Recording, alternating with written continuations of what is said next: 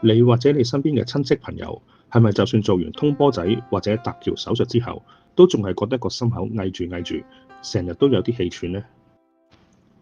你又知唔知有一種唔使開刀又唔痛，甚至俾人叫做生理性搭橋嘅治療方法？佢就係體外反搏治療，英文簡稱 EECP。呢樣技術究竟係咩嚟呢？佢係點樣用物理方法去幫我哋嘅身體自己生翻啲質支血管出嚟，改善心臟呢啲重要器官嘅供血呢？成個過程又舒唔舒服、安唔安全嘅呢？好多人對 EECP 係完全唔認識，甚至會將佢同按摩撈亂嚟講。但其實佢係一項攞到美國 FDA 認證，而且已經有超過20年臨床經驗嘅心臟治療技術。今日我哋就請到心臟科專科醫生林醫生，同我哋深入淺出咁樣揭開 EECP 嘅神秘面紗。EECP 其實我都認識咗20幾年㗎啦。咁初認識咧就係啱啱好差唔多，我記得係千禧年頭啦。2002年到啦，嗰陣時美國咧就心臟協會咧就正式將呢樣嘢咧就推介嚇，即係可以作為咧幫助一啲病人啦。如果真係做完通波仔都係繼續心口痛嘅時候咧，呢個係一個治療嘅建議，所以嗰陣時已經開始知道有呢樣嘢㗎啦嚇。EECP 咧就首先我哋講下咩叫做 EECP 啦，咁佢英文就叫 EECP， 中文咧叫做增強體外嘅反搏嚇。咁佢係咩嚟嘅咧？其實咧簡單，如果我解釋俾普通我啲病人講咧，就係其實咧佢係一個被動嘅一個物理治療嘅方法咧，去改善自身嘅血液循環。咁佢做嗰陣時係點樣做嘅咧？嗱，我咧呢度咧有幅圖啦嚇，咁咧就呢幅圖咧大概咧就講咗 EECP 係點做啦。做嗰陣時咧，其實個病人咧就瞓咗喺張床度，好舒服嘅，就好似人哋咧幫你按摩大髀咁樣。做嗰陣時咧，就你會見到啦，我哋會紮住個病人一張特製嘅床啦。咁我哋咧會紮住病人嘅小腿啦、大腿啦同埋臀部嘅。咁咧同時之間咧，我哋有一個監測個病人個心電圖嘅一個設備啦。咁喺做嘅時候咧，我哋咧就要喺嗰個心臟放鬆嘅時候，咁咧我哋就會進行咧，好似 squeeze 咁樣啦即係擠壓泵腳啦泵腳咧就等腳嘅血咧翻去心臟點解要咁樣做咧？就原來咧我哋生理學咧，我哋就知道啦，心臟嗰啲血管供血嘅時候咧，就係當心臟肌肉放鬆嗰陣時，咁放鬆嘅時候咧，啲血咧就會入去心臟肌肉嗰度啦。咁當我哋腳咧如果加大力度去泵嗰陣時咧，我哋就增強咗呢個心臟供血嘅過程啊。咁增強咗心臟供血嘅過程咧，就會改善咗成個心臟供血嗰個血流。所以點解咧話有啲病人例如做完通波仔啊，或者做完搭橋，佢都係繼續心口痛咧，用呢個方法咧就會幫助佢哋舒緩佢嘅症狀啦。咁呢個咧亦都係心臟科醫生啦最明白同埋使用得最多嘅其中一個作用咁但係當然咧，隨住 EECP 發展咗咁多年啦，咁其實佢好早就已經開始嘅啦。1960幾年咧就已經係美國哈佛大學咧已經有啲專家咧開始研究呢個技術啦去到1994年咧，即係美國嘅FDA 批准咗呢樣嘢做臨床使用啦。到千禧年頭嘅時候，美國心臟協會即係 AHA/ACC 正式推薦咧呢樣嘢可以運用到冠心病啦咁但係咧你睇翻咧，除咗可以幫到一啲血管塞嘅病人改善佢心口痛之外咧，咁呢幾年咧，因為佢增加供血咧，唔係淨係改善心臟嗰個供血嘅，仲有增加腦嘅供血啦，增加腎臟血管嘅供血啦，咁所以咧其他比較運用得多嘅，包括我哋本地嘅香港中文大學。都係千禧年初啦亦都係有啲研究咧，就發覺一啲中風嘅病人咧如果佢早期咧使用呢啲 EECP 嘅治療咧，係可以改善嗰個腦血管供血啦，同埋咧等個病人咧中完風之後咧恢復咧係會有個機會改善嘅亦都有好多研究咧，亦都話俾我哋聽咧腎臟嘅病人啦，有腎病嘅病人啦，都會幫到嘅咁所以咧其實佢嘅運用都好廣嘅甚至有一啲咧，即係今日冇時間同大家分享啦。佢對一啲男士嘅勃起障礙對於一啲睡眠質素唔好嘅病人啊，早期嘅柏金遜啊、失智嘅病人啊，其實咧都有一定嘅臨床數據咧，係幫到佢哋嘅嚇。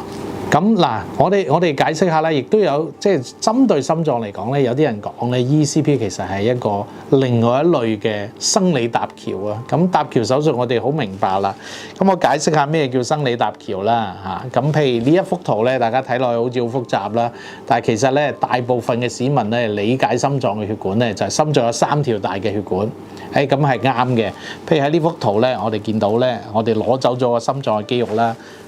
睇翻成個心臟血管嗰個供應，咁你見到呢啲大條比較黑色嘅地方咧，就係心臟主要嗰3條血管啦。譬如呢一條咧就係右冠動脈啦，呢條咧就係前降支啦，同埋一條迴旋支。成日咪話啲人通波仔咧，其實我哋通波仔咧，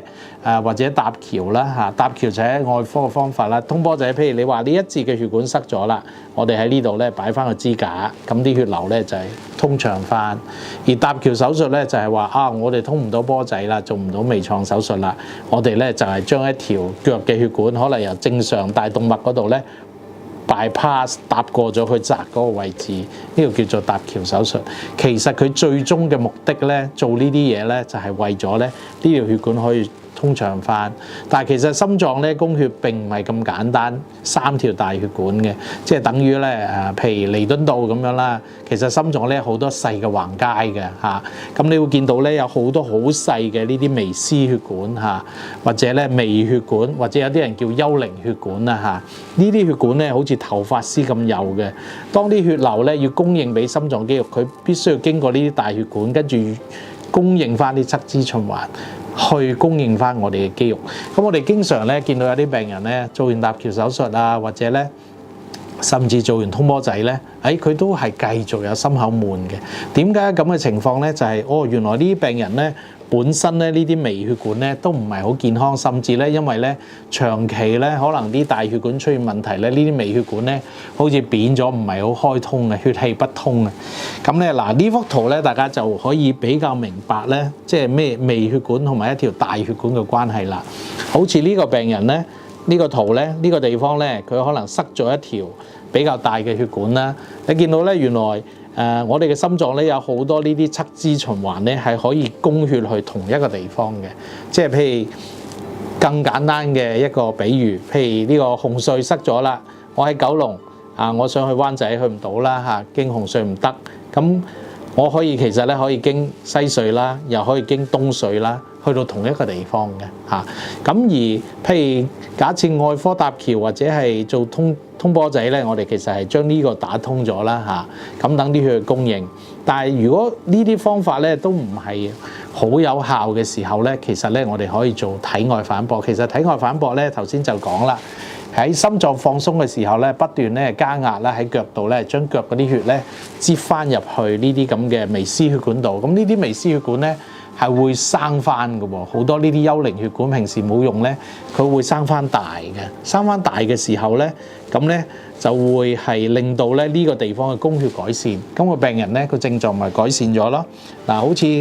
呢一幅圖啦嚇，即係雖然畫得簡單啲，你會見到咧，其實咧。呢一個咧就係 before ECP treatment 啦嚇，呢個咧就係 after ECP treatment。你會發覺咧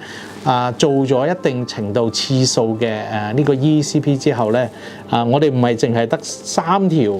大嘅心理血管喎，心臟血管喎嚇，即係嗰啲所謂嘅側支循環啊、幽靈血管啊，全部都生翻晒出嚟。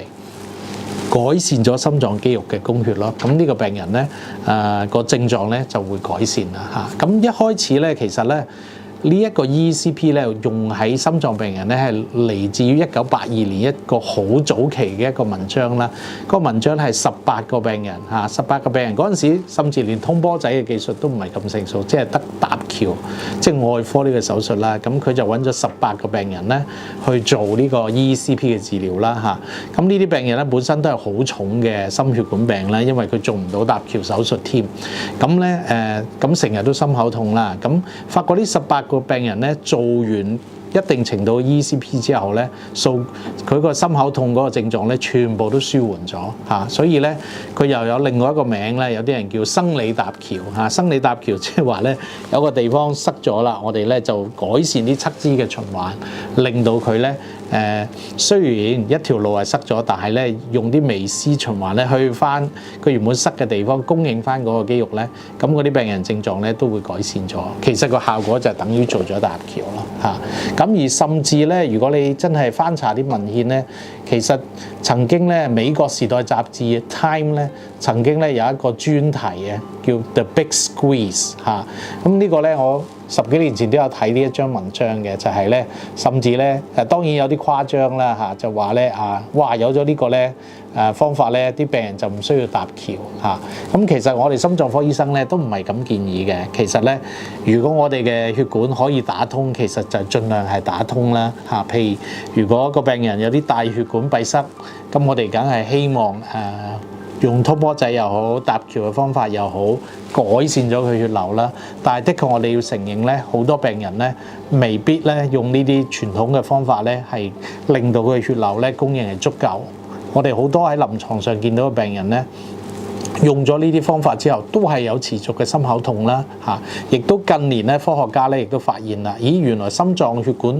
引起嘅痛咧，都有分為大血管或者細血管病變嚇引起嘅痛。咁我哋做搭橋啊或者通波仔，其實咧係改善呢啲大血管嘅血流。如果本身細血管生得唔足夠或者個壓力好高咧，佢成日都會痛嘅。咁咧可能咧我哋就要用其他嘅方法啦。咁 EECP 咧就係一個最幫到佢哋嘅方法咯嚇。咁呢個咧我自己都試過喎。治療嘅過程當中咧，真係一啲都唔痛嘅嚇。即係喺我自身而言啦，其實咧佢每一次治療嘅時候咧，就係大概1個鐘度啦嚇。咁根據我哋美國嗰個一路以嚟用開嘅一個即係 protocol 啦嚇，我哋咧就會發現咧，原來咧最有效嘅方法咧就係可能1個星期做大概5次啦。每次咧1個鐘，咁每次咧就係瞓喺張床度，咁連續做幾個禮拜啦嚇，6至7個禮拜，大概35次啦嚇，咁樣咧係最有效果，令到啲血管生翻出嚟同埋改善症狀嘅。咁做嗰陣時咧，我頭先嗰幅圖咧，其實你都會見到啦，其實好舒服嘅，個病人咧就瞓咗喺床度啦，咁咧就會根據心跳嗰個頻率咧，我哋咧就會泵嗰隻腳嚇，泵腳嘅時候咧，令到腳嗰啲血流咧回流翻去心臟嚇。咁呢個過程之中咧咁當然啦，有啲病人咧，如果佢唔係好慣咧，有少少按摩咧，佢可能初咧，隻腳撳完咧有少少痛啦。但係大部分嘅病人咧，9成幾咧，其實喺成個過程之中咧，佢係好舒服嘅，好似咧做咗一次按摩咁啦。大部分嘅病人咧都話俾我聽咧，做下咧佢會瞓着咗嘅嚇。咁咧係因為太舒服啦嚇。有邊班人係唔適合做 EECP 咧？嗱，如果係 EECP，我哋都知道啦，因為喺呢個泵嘅過程當中咧，佢本身咧會令到嗰個血壓咧稍為高少少嘅，因為佢要令到個血壓高少少咧，咁啲血咧就翻去心臟血管多少少啦。咁所以如果嗰個病人咧個血壓好高嘅，未控制好嘅，咁就唔適合啦嚇。譬如你個上壓講緊你係200咁去做 EECP 咧，的確係有危險嘅，因為個血壓會再高啲。但係如果你個血壓已經控制好咗啦，120、130咁去做 EECP 其實係好嘅。甚至有啲研究話俾你聽咧，如果血壓高嘅病人咧，其實早期嘅血壓高咧 ，EECP 咧呢個治療方法去改善個血管嘅彈性，甚至咧會令到將來長遠嘅血壓咧控制好啲嘅嚇。咁另外一樣嘢咧就係當你血壓高嘅時候，如果你個心臟本身有啲隱疾，例如你嘅心瓣係有嚴重嘅倒流啦嚇，或者咧你個心臟衰竭，即係泵嘅能力好差嘅時候咧，你再咁高壓力佢可能受唔到，所以咧嚴重嘅心臟衰竭或者嚴重心瓣出現問題嘅病人咧，都唔適合嘅嚇。咁另外第4類，我哋覺得咧有陣時好差嗰啲病人，譬如佢個下肢缺血啦，即係本身咧腳嘅血管塞晒嗰啲病人咧都唔適合嘅，因為你將啲血擠走咗咧，咁可能咧短期內咧佢腳咧嗰啲供血少咗嘅，咁呢類病人咧我哋都唔建議嘅嚇。所以咧如果要做呢啲治療咧，我自己覺得咧係好需要咧一啲醫生咧去參與去評估個病人咯，因為雖然成個過程咧係好舒服啦，亦都冇明顯嘅副作用啦嚇，亦都唔需要打針啊，亦都唔痛啦嚇。咁但係咧如果個病人本身唔適合嘅話咧其實都有少少嘅危險性嘅嚇。嗱，首先咧我哋會睇下病人係因為咩原因去做呢個治療方案啦。咁喺我自己嚟講咧，大部分嘅病人咧都係佢可能做完通波仔啦，或者以前做過多次通波仔啦，但係咧都係有少少心口唔舒服啦，或者氣喘嘅病人，呢類病人為主嘅。咁首先我哋評估個病人咧就會睇下佢嗰個症狀嘅嚴重程度啦。咁我哋會記翻低啦。咁我哋再睇下佢有冇我頭先講嗰啲禁忌症啦，例如血壓係咪未控制好啊？有冇啲心瓣毛病啊？我哋會做個心臟超聲波 ，make sure 佢本身咧個心臟功能唔係太差啦。好啦，咁到真係佢適合去做呢個治療嘅時候咧，咁我哋咧就會俾佢去做呢個治療啦。可能做咗幾次之後咧，我哋會評估翻。大部分嘅人咧做一次咧唔會即刻症狀得到改善嘅。我自己臨床經驗咧，通常做到第10次過後咧，啲病人開始嗰個改善就會明顯啲啦。可能啲新嘅血管生出嚟啦，咁佢個心口唔舒服咧會少啲。咁如果我哋想知道咧，佢係咪心臟供血增加咧？當然咧喺科學上係有啲方法嘅，即係我哋有啲無創嘅一啲測試啦，包括度嗰個頸嗰個血流速啦嚇，即係我哋會知道咧究竟呢個病人係咪有效啦呢個治療方案。但喺呢個咧，如果係喺臨床研究咧，的確有咁嘅需要嘅。咁但係咧喺一個臨床使用，而呢個治療方案咧已經有咁多年咧，我哋就唔需要每個病人都去做呢啲檢查咯。反而咧，我哋就會評估翻，可能佢做咗一定次數之後咧，評估翻佢個症狀嚇。呢個反而我覺得係最重要嘅咯嚇。ECP 的確係嘅，因為好多人都話，既然呢個方法最嚴重嘅病人咧已經幫到，咁嗰個病未咁嚴重嗰陣時做保養係咪更好？咦，咁當然咧呢方面咧，我哋臨床證據咧係爭少少嘅，即係因為大部分嘅研究咧都係用於一啲即係冠心病已經係診斷咗嚴重嘅病人身上啦。咁但係呢幾年啦嚇，因為隨住呢個 ECP 咧喺亞太地區咧特別普及啦，你睇我哋嘅中國大陸啊、台灣啊，甚至係印度咧都有大型嘅ECP 連鎖店啦嚇，即係佢哋其實係好受歡迎。咁咧就用咗好多咧喺一啲早期嘅冠心病，包括咧有好多病人咧有早期嘅糖尿啦、早期嘅血壓高啦嚇，同埋咧一啲早期嘅冠心病，都會發覺咧，特別係對啲早期嘅糖尿啦，同埋早期血壓高嘅病人咧，亦都有啲數據話俾我哋聽咧，咦原來都係幫到佢哋嘅。咁所以我哋相信咧，一啲早期嘅病患者咧，我哋係透過呢一啲風險因素嘅控制咧，應該都可以幫佢哋咧長遠減少咧嗰個冠心病咧變成嚴重嘅機會咯。